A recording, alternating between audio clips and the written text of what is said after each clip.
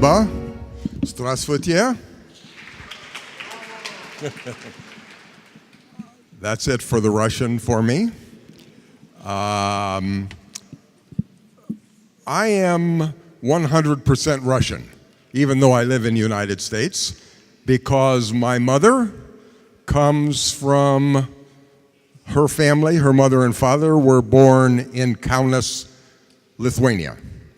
And my father, his mother and father were born in Kiev, and they moved to the United States in the early 1900s. So I am 100% Russian, and this is my first trip to Russia. So for me, this truly is a trip to Mother Russia.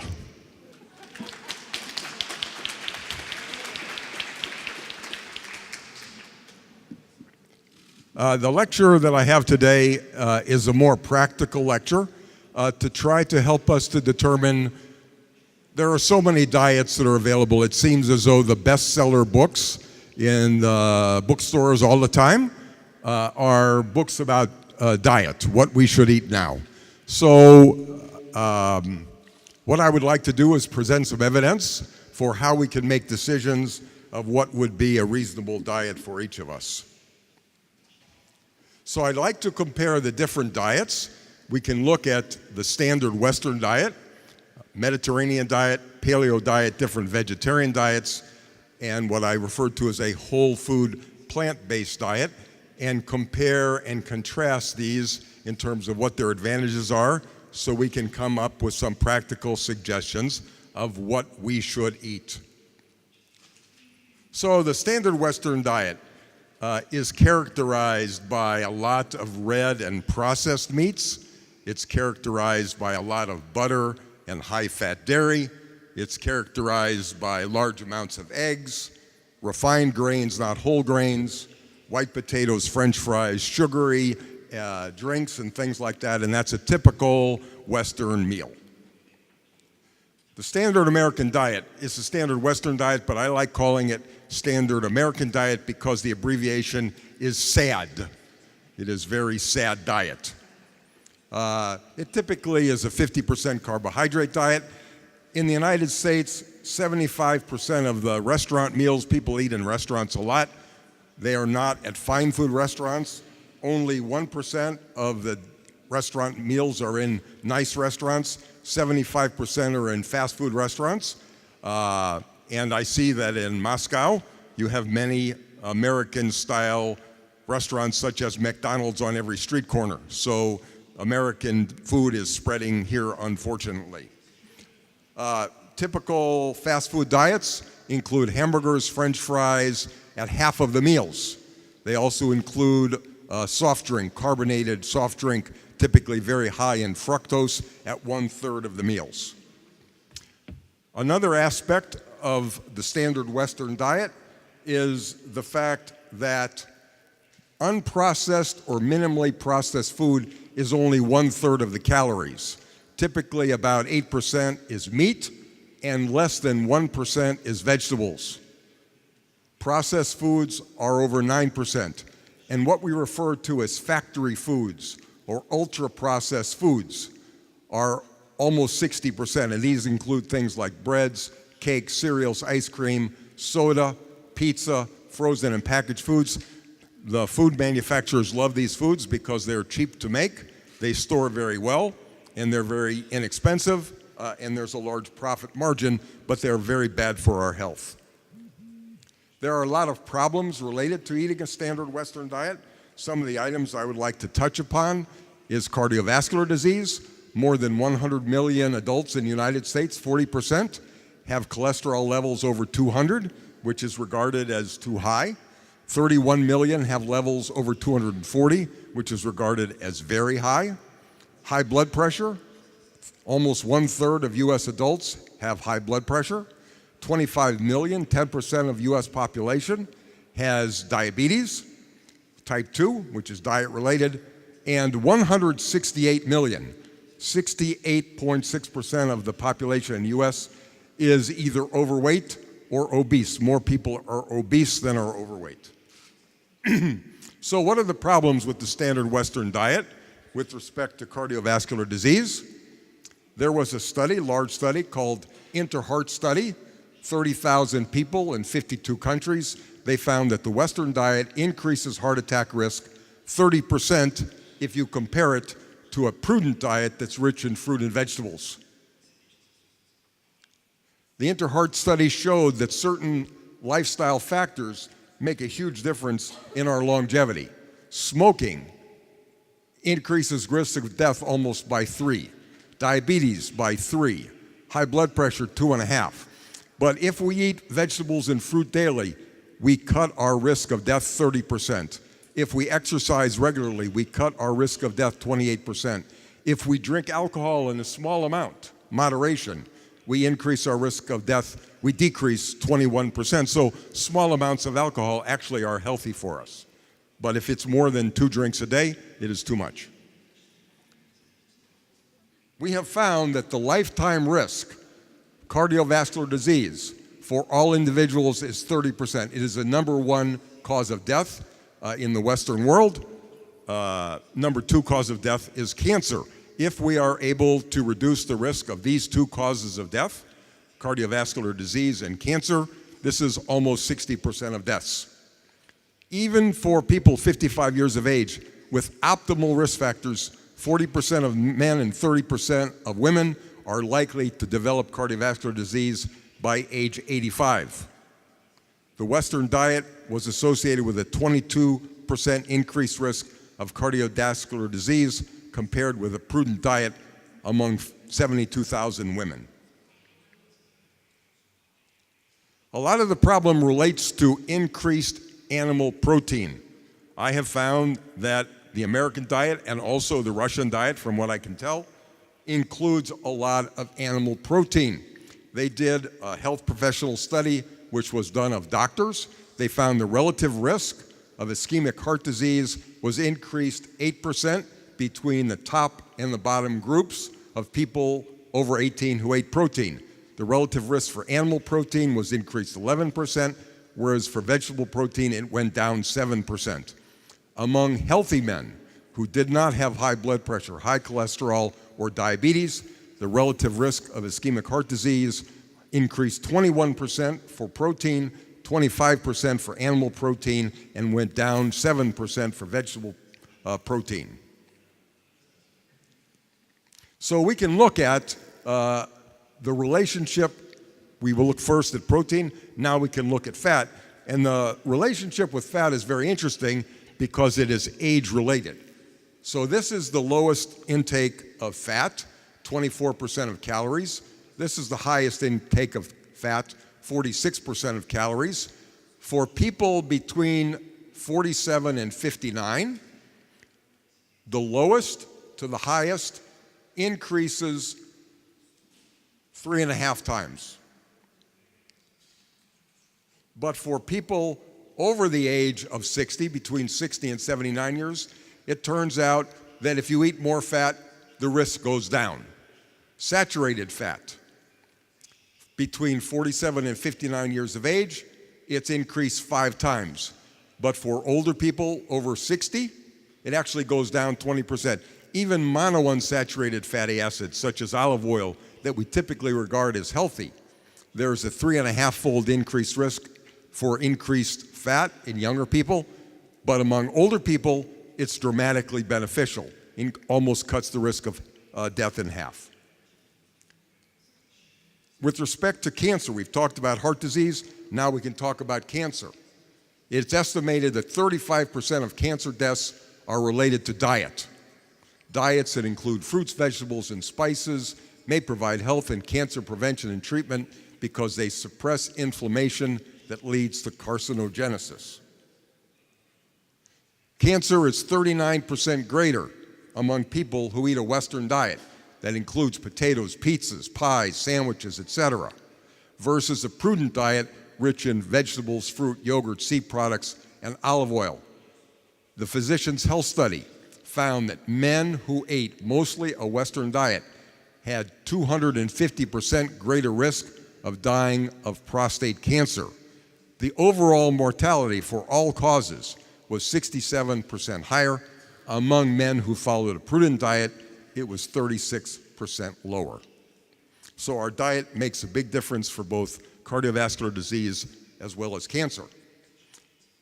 Increased protein equals more cancer. We had previous speaker talk about methionine, for example, as particularly one of the amino acids that's associated with increased cancer risk.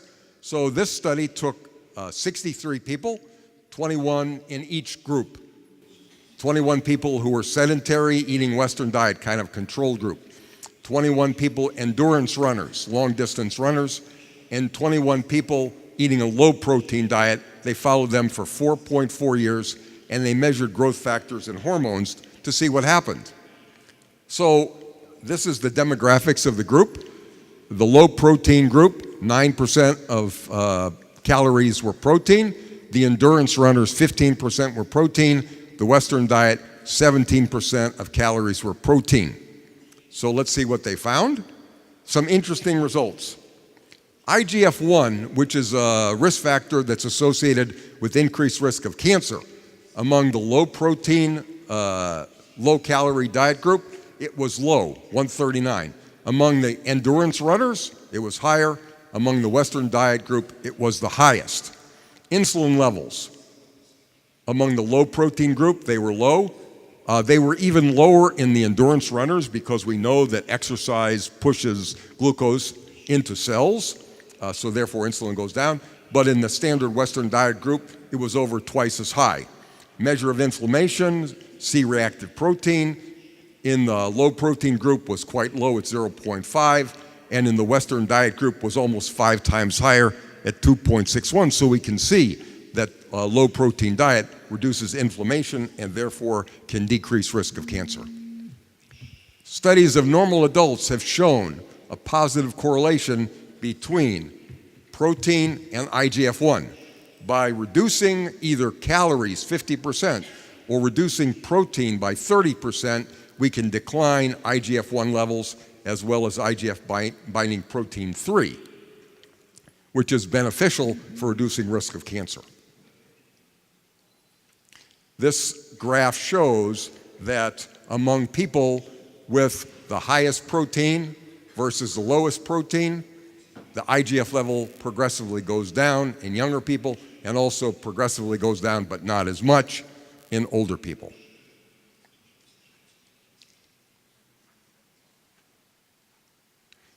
This shows decrease in cancer, cardiovascular disease, diabetes, all-cause mortality with the lower protein diets. Again, with IGF-1 and cancer, for prostate cancer itself, 3,700 men compared to 5,200 controls, odds ratio were 38% higher with the highest level of IGF-1. And we know IGF-1 comes from eating protein. For colon cancer, men highest versus the lowest IGF-1, the relative risk was 2.5 times, 250% higher for colon cancer, and for breast cancer in women, it was 20% higher odds risk for breast cancer in women with the highest IGF-1 levels. For fat, women who ate the most saturated fat were 30% more likely to develop breast cancer than those who ate the least. So these are all factors that are associated with the standard Western diet that we see, the increased protein, the increased fat, the increased saturated fat. All of these things increase risk of cardiovascular disease and cancer. Interestingly, colon cancer was not associated with fat, but was associated with cholesterol, which is not a problem with the Western diet, as the Western diet is very high in cholesterol. Red meat has a lot of cholesterol, eggs have a lot of cholesterol. They found that the relative risk between the highest and the lowest quartiles for dietary cholesterol was over 300%. Red meat itself has been found to increase the risk of colon cancer, and this is related to things other than fat. It has to do with TMAO, a byproduct of red meat metabolism. Has nothing to do with the fat or the cholesterol or the iron or anything else like that. they found that the relative risk of colorectal cancer was 22% higher for people who ate larger amounts of red meat. For every 100 grams per day that you increase red meat consumption, your relative risk goes up 17%, but it only takes 50 grams of processed red meat to increase the risk 18%. So processed meat is even worse. Saturated fat increased the risk of advanced prostate cancer 21%, fatal prostate cancer 47%. Alpha-linolenic acid. This is an omega-6 fatty acid. We typically think of omega-6 fatty acids as vegetable oils. They are pro-inflammatory. They increase inflammation. They increase risk of advanced prostate cancer. EPA, eicosapentaenoic acid. Fish oil is an omega-3 fatty acid. It's typically regarded as anti-inflammatory. It decreased the risk of fatal prostate cancer by 18%. So now let's look, after looking at cardiovascular disease and cancer, another big problem from the Western diet, which is obesity. Obesity in the United States has increased 61% since the past 25 years. It's estimated that 300,000 US adults per year die from obesity. Combination of obesity plus physical inactivity accounts for over 9% of US healthcare expenditures. So if we look at obesity rates, 34.9% of adults in US are obese, 68% are either overweight or obese, and even 31% of children are obese, which is tragic. We'll notice that if we compare the weights from 1960 of average American to 2014, average American has gained 24 pounds. So I think we've pointed out that there is very little good to be said about the standard Western diet. So let's look at some of the other diets that I think do have some advantages. In particular, the Mediterranean diet. This is a very popular diet, and it's characterized by emphasis on plant-based foods, typically desserts or fresh fruit, significant amounts of beans, nuts, cereals, and seeds. Fat is 25 to 35% calories, low amounts of saturated fat, and most of the fat is in the form of extra virgin olive oil. For dairy, it's not milk, it's cheese and yogurt. Animal products, moderate fish and poultry, very little red meat, typically less than 4 eggs per week, and 1 to 2 glasses of wine, mostly red wine per day. And this actually is a healthy diet, and I think it's suitable for a lot of people, and we can see what the studies show. So this was a study that was done of about 3,000 men and women who did not have any evidence of cardiovascular disease. They did it in Greece, and they found there was a 74% variation between people who followed the diet and didn't follow the diet because they had better body weight, better lipids, better blood pressure, better glucose, better inflammatory factors. Each 10% increase in terms of following the diet was reduced with a 15% lower odds of developing cardiovascular disease. People who followed a whole diet approach, such as the Mediterranean diet, had a greater reduction in cardiovascular death and non-fatal heart attacks than those who did just a low-fat diet. So the low-fat diet really has very little going for it. The Mediterranean-style diet reduced cardiovascular to a greater degree than low-fat diet and was equal or greater than the benefits observed in statins. So we can get as much benefit from taking the Mediterranean diet as taking statins based on this study. So this is a very interesting slide. It shows that the incidence of cardiovascular endpoints, this is the control diet, followed out for 5 or 6 years. This is the Mediterranean diet including nuts, and this is the Mediterranean diet including extra virgin olive oil. And the risk of cardiovascular deaths is much lower with the Mediterranean diet with extra virgin olive oil. And I think for most people, the Mediterranean diet doesn't represent a radical change from their current ways of eating, and it can be recommended. The next slide shows the total mortality, the rate of death. And we notice that compared to the control diet, the Mediterranean diet with extra virgin olive oil has a significantly lower rate of total mortality. So there's a lot going for the Mediterranean diet. They looked at the Mediterranean diet in breast cancer, and this is a so-called EPIC study, the European Progressive Investigation into Cancer and Nutrition. This was a very big study, EPIC study done in Europe. They found that the highest versus the lowest groups of vegetable intake dropped breast cancer 13%. Now, we notice that there was no benefit seen with higher fruit intake. Why is that? Because fruit typically is very high in fructose or sugar, and we know that cancer cells can only eat one food. And what is that food? Sugar, particularly fructose. So more vegetables, less cancer, more fruit, not less cancer. So this was showing the risks of breast cancer in the control diet. This is the Mediterranean diet plus nuts.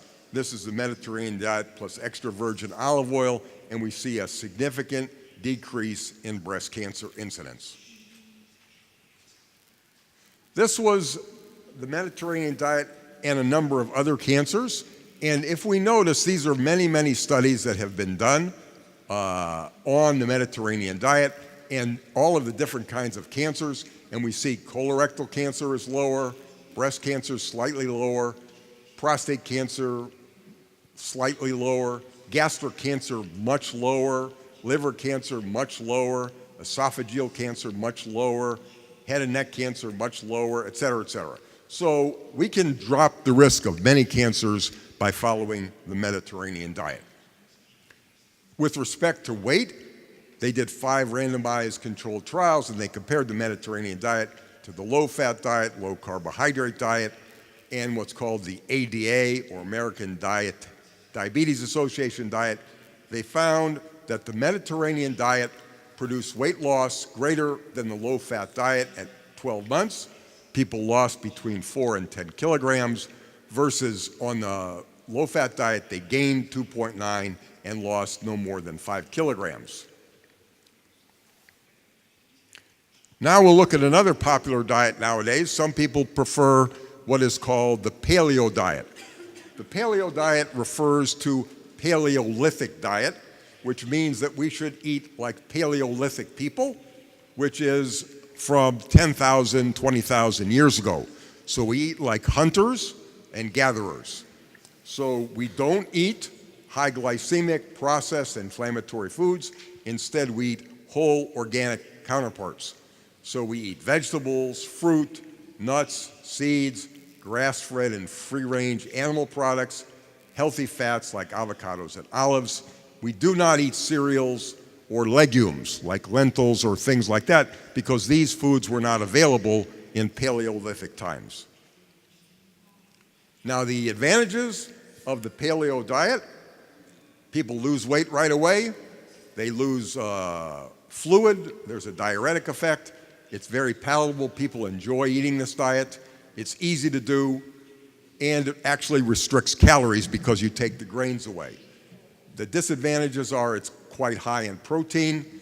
When you eat a lot of protein, you tend to need to take calcium from the bones to detoxify the protein. It can lead to kidney and liver complications.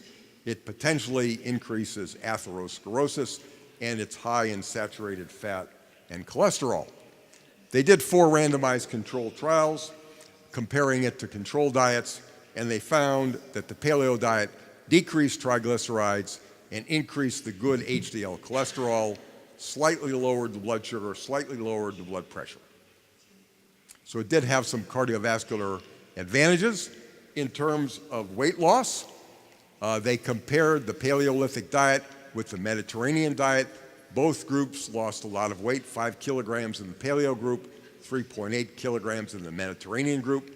As far as blood sugar, the 2-hour area under the curve went down 26% in the paleo group, 7% in the Mediterranean group. So for patients who have diabetes, it may very well be that the paleo diet is the diet of choice. For people who don't have problems with blood sugar, it could be that maybe the Mediterranean diet is better. So these things can help us make some reasonable, specific food choices. In terms of weight loss, another study showed weight decreased 2.3 kilograms, and the body mass index went down, and the systolic blood pressure went down with the paleo diet. Now I'd like to talk about some vegetarian diets. The vegan diet includes no animal products whatsoever. The lacto-ovo-vegetarian diet includes milk and eggs. The pesco-vegetarian diet includes fish, and there's some people that do vegetarianism sometimes and sometimes not. We found in the studies that vegetarians have a lower risk of ischemic heart disease compared with non-vegetarians. They have lower weight. The risk for cancer overall is slightly lower in vegetarians. There's a lower incidence of diabetes, but overall mortality is similar for vegetarians and non-vegetarians. So if you're going to be a vegetarian, you have to be careful, because I find that there are many overweight vegetarians, and there are many vegetarians who eat a lot of junk food. They eat a lot of bread, they eat a lot of bad foods. So just being a vegetarian is not good enough. You need to eat a healthy vegetarian diet.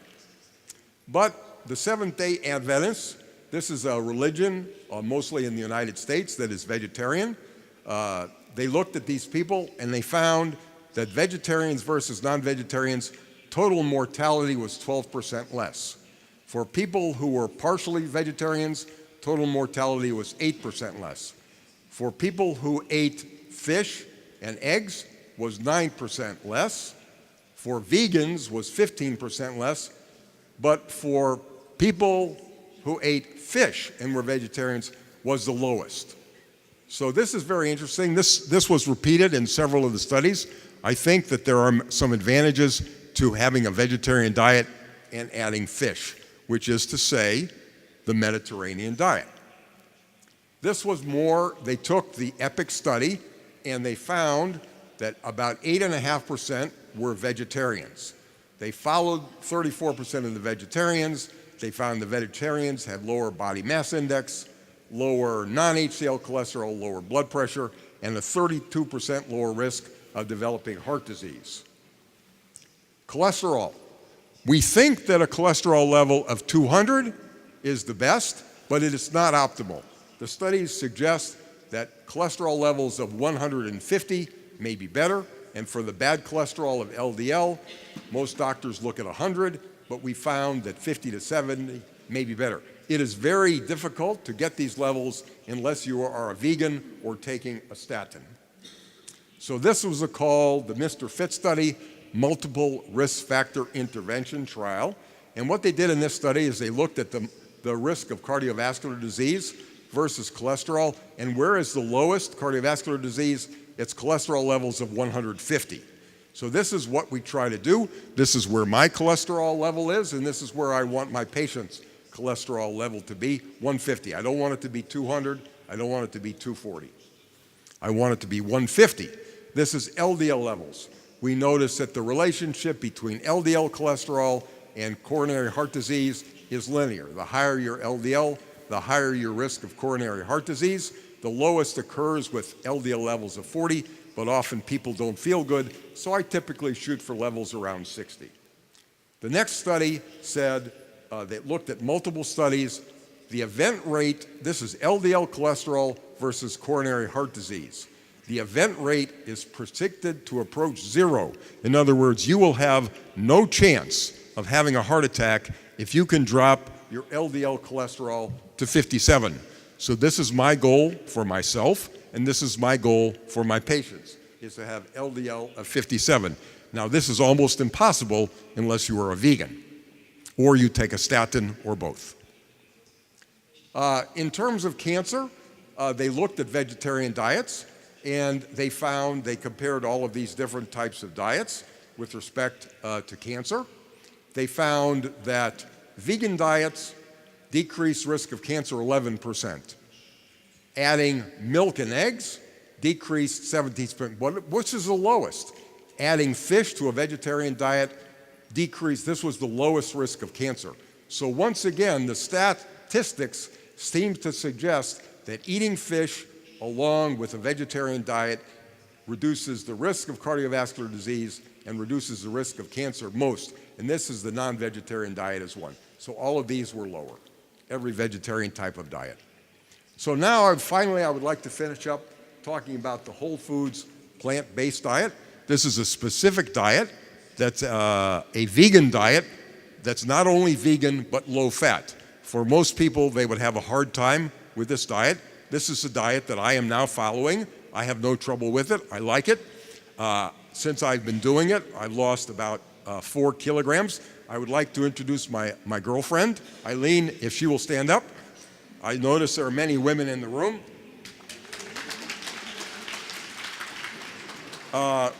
When Eileen started on this low-fat vegetarian diet, she wore size 12 dress. Now she is wearing size 6 and size 8 dresses, so it has gone down quite a bit. So I think if you're looking to lose weight and improve your health, you're good with this type of diet. So Dr. Caldwell Esselstyn has been responsible for spearheading this, and he did a study of 198 patients who had heart disease, and they also had high blood pressure, high lipids, and diabetes. 91%, average age about 63. He put them on a very low-fat plant-based diet. It was mostly whole grains, legumes, lentils, other vegetables, and fruit. He gave them multivitamin and B12 and flaxseed meal. He didn't do anything specific with stress or exercise, diet only. He avoided all oils, including avocados and nuts. He avoided all animal foods, no fish, no meat, no chicken, no dairy. Also avoided excess salt, sugary foods, refined carbohydrates, fruit juices, etc. Of the 198 patients with cardiovascular disease, 89% followed the diet. Among the patients who followed the diet, he noticed 1 stroke in 177 patients, so this was equal to 0.6% major events. Among patients who did not follow the diet, 62% had a major event, which was 100 times more. This included 2 sudden cardiac deaths, a heart transplant, strokes, stents, bypasses, endarterectomy, etc. So 100 times more problems, people who did not follow his diet. These are heart patients. This was from his book. He showed a patient who had a blockage. This is a blockage from coronary atherosclerosis, and he showed 70% blockage in this vessel. After 32 months, it's completely clear. So he was able to open this artery completely just with diet alone, no medications. Dean Ornish is another one who follows this diet. He recommends a 10% fat-based vegan diet, also exercise and stress management. He had a treatment group who decreased their coronary artery stenosis. At 3 years, went down 3%. For the control group, it went up almost 12%. Cardiac events were also much lower in this group. So with diet alone, we can have a lot of advantages. T. Colin Campbell did the China study, and he found that in rural China, they eat half the fat of the United States, they eat 3 times more fiber, and they eat 10 times less animal protein. The average cholesterol in China is 127, and in the United States is 203. Coronary artery disease, 16 times greater in the United States for men. So this was an interesting study where they took 27 people with coronary artery disease and similar people as controls. The treatment group did this low-fat diet, plant-based vegan diet, and moderate exercise, and they measured what's called flow flow-mediated dilatation. And they noticed that in the group that was treated, it increased. The more this is up, the better the state of endothelial function. Their CRP levels fell, and interleukin-6, a measure of inflammation, fell. In the control group, flow-medial dilatation decreased. In other words, it got worse. So what we know is even one meal will make a change. So what they did in this study is they measured flow-medial dilation in the arm 5 minutes after people ate one high-fat meal. After one high-fat meal, flow-medial dilation decreased 48%. Triglycerides increased 57%. Then they compared that to people who did one low-fat meal, and there were no changes in flow-medial dilation or blood fats. So just one meal makes a difference. So the bottom line is we have 3 chances every day to make choices about how we're going to treat our health. The first time is breakfast. We can make choices to eat a breakfast like this.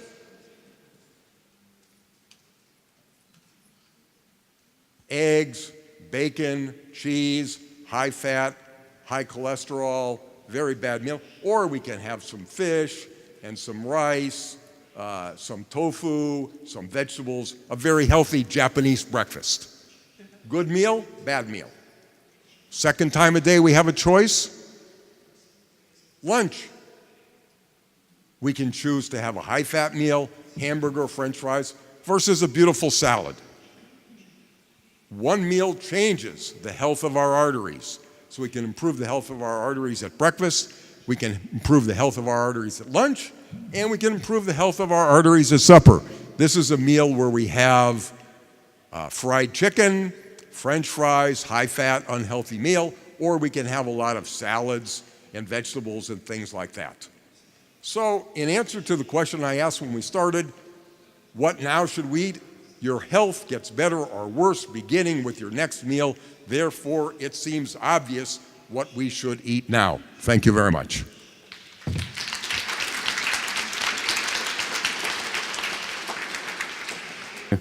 Can you explain to us your personal diet at usual day and for more, maybe more important quantity of your Okay, food? so I was asked what is my personal diet, what I do in one day.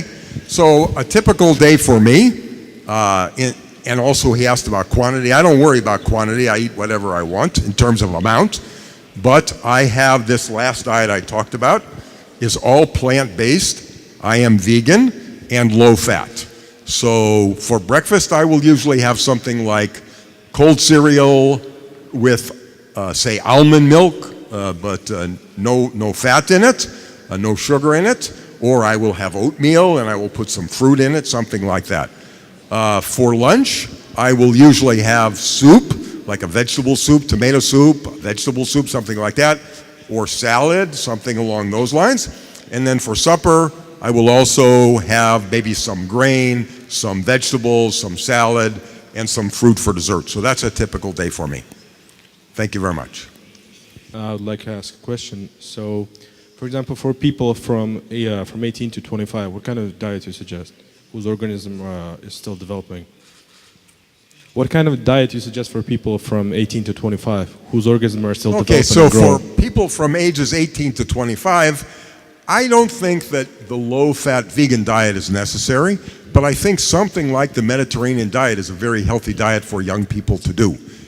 Basically, you can do paleo, you can do Mediterranean, you can do vegetarian, basically any diet except standard Western diet.